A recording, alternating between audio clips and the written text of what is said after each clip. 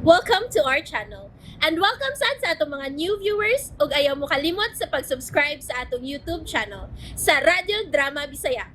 O click na lang pud mo sa notification bell below aron ma-notify mo sa atong mga bagong uploads. And daghang salamat sa pagpadayon ninyong pagsuporta o pagpadayong pagpaminaw sa atong mga nagkadaiyang Drama Bisaya. Maong just chill and relax and enjoy the drama.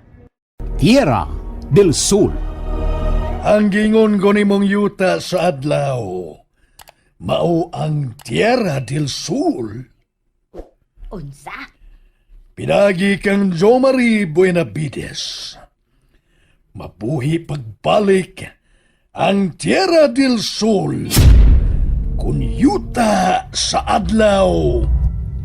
Sir Maynard.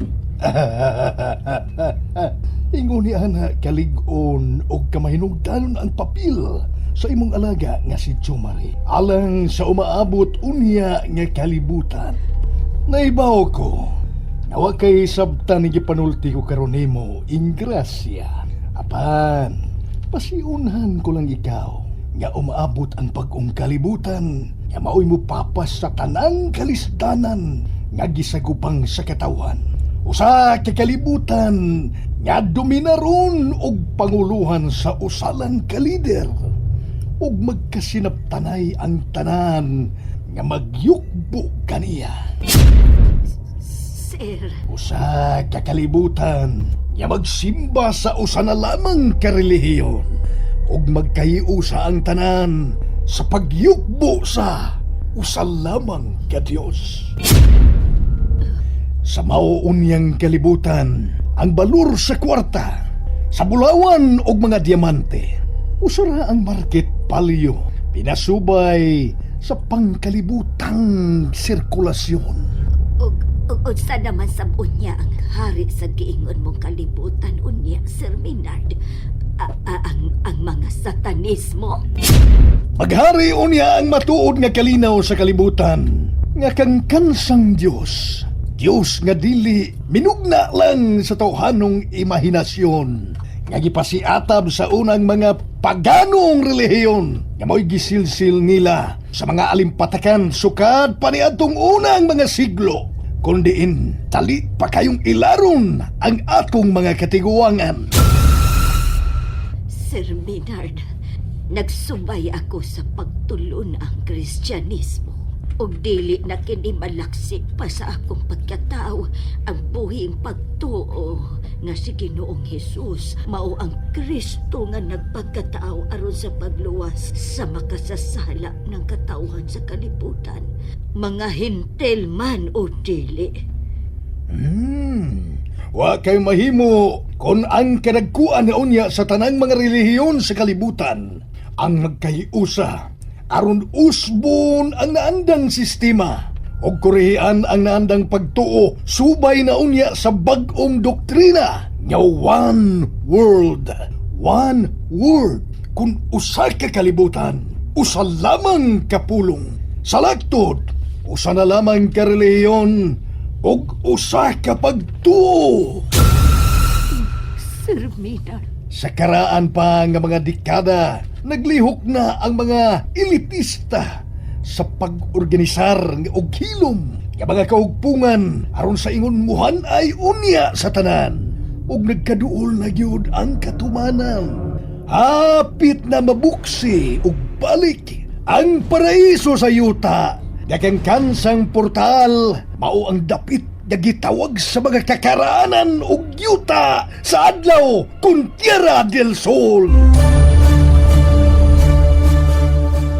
Diyos nga maluluyon, ikaw lamang kayod ang angay nga simbahon, alagaran o himayaon. Kay Diyos ka man nga matuod. Apan, gikulbaan ko og nabala ka samtang nagpaminaw sa mga gipanulti ni Sir Maynard. Nang limbawt ang akong balibo. Jomari, wa malilong natong duha nga ang imong amahan ug ang akong inahan. Parihong mga miyembro ilam sa source code nga 666. Mangutana ko nimo. Unsa imong parukanan bahin ni ini? Anak ko sa usa ka elitista.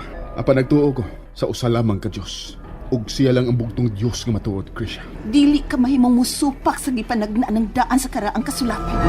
Ang balaang kasulatan pagyapon ang mulabaw sa tanan. Ang Biblia mo'y akong gitamdan. Kay ang mga pulong sa Dios mo'y iwag sa niawp nga kahayag. Bisan pa man sa nagkadautan ng katawhan sa kalibutan. Jo Marie, Nagpakisusi man tuod ko bahin sa kasaysayan ug sa mga butang nga may labot ang among mga katigawangan. Apan, wa ka na magpasabot. Nga giuyunan nako ang baruganan sa akong aman. pero dili ka mahimong musupak. Na ako'y kawalingong prinsipyo, Krisha. Ug barugan ako hangtod sa hangtod na sa akong kamatayon, ang mithi sa akong pagtuo isip matuod nga Kristiyano. Unsay mahitabo sa imong pagtuo kung mapamatud-an unya nga ang dugay ng gituan nga Kristo usa day kasayop ug bunga lang sa imahinasyon. Krisha, dili mahimong masayop ang balaang kasulatan. Jo Marie, Ang Biblia mao na lang ang bugtong giya ug nag-inusarang nagpadayag diha sa natad sa kamatuonan. Ug dili gid mahimong masayop ang mga pulong sa Dios. kahigit kay unang amigo ni mo, Darwin. Na, lig-on ba kaya nagbaruganan sa Pedro Marie? Mo sa gid ako nabantayan anay imong uyab, Krisha. Di gyud madiktaran. Magkasumpaki yun niya sila siyang amahan. Nanay iya kasupakiro. Kaya nga nung day? Unsa na inyong gilalisan, Krisya? Bitaw, Krisha. About sa unsa gid di ay. Nakahasol kay nako ang gisulti sa maong tiguang dito sa simbahan ng Tarsila. Pasagdi. Ayaw pa nung bali nga ang nabati ni Bugikan sa kataong grasa nga wa sa may pangisip. Oh. Tarong man siyang ikasulti ng Tarsila. Maayo man niyang pangisip. Di siya usa ka buang. Jumari, Gusto kong mailhan ang maong tiguang o ikasulti na ko pagbalik. Sig ako, Pedro Marie, way pagtuo nga nalisuan sa mayong pangisip ang maong tiguang eh. Lagi? Ay, nakasayop lang kay... Wa na itong mapangutan ng iyong pangan. Sayop sa tanang bahinagod. Ano gun nga wata makanahon na og pangutana siyang pangan? Mubalik niya sa dito bay. Anong pangitaon siya? nanawag ang ato agawon. Unsay tuyo ni Sir Minard? Kinahanglan nga wa gyud ko na mahitabong dili maayo sa mga batanong bisita ni Jomari. Unsa? Unsa na? Nakaamgo ka na ron nga nung gipugngan ta kasi magipati nga kasuko kang Miss Krisha? Mauman ka.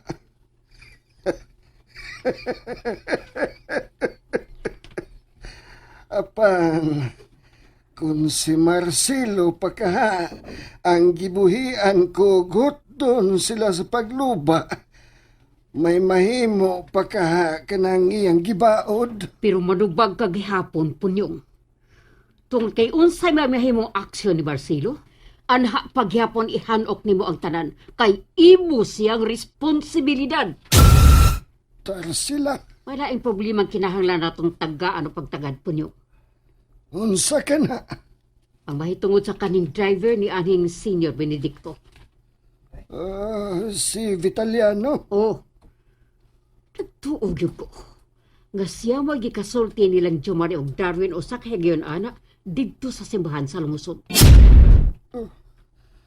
Tarsila, buhi pa di ay sa imong pagtuo ang kumong-kumong nga si Vitaliano. Wa siya igdungog nga namatay punyong.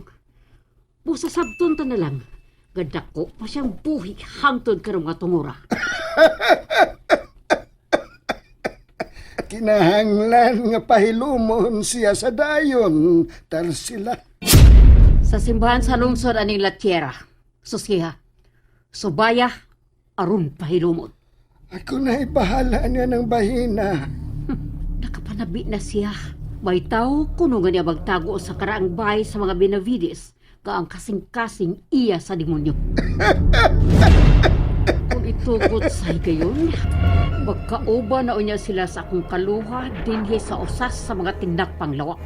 Tarsila, ayaw na og pukawa sa iyang lubong ang imong kaluha nga nahiluna na sa iyang lubnganan. Pabalik na po si Ursula.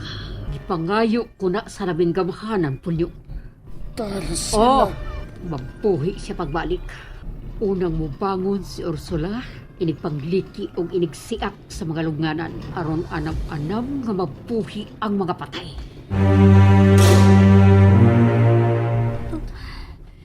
Kalain paminahon sa kipanagsultihan nila na teater sila. O ninoy po niyong kaniya. O kung magkasabot sa uban nga ilang gipangiskutan. Pero, nagiskot si teater sila. Bahin sa iya ko ng kaluwang dugay ng metaliwan. Si Nanay Ursula, nga akong inahan. And there you have it, everyone. Stay tuned sa atong next episode. Bye!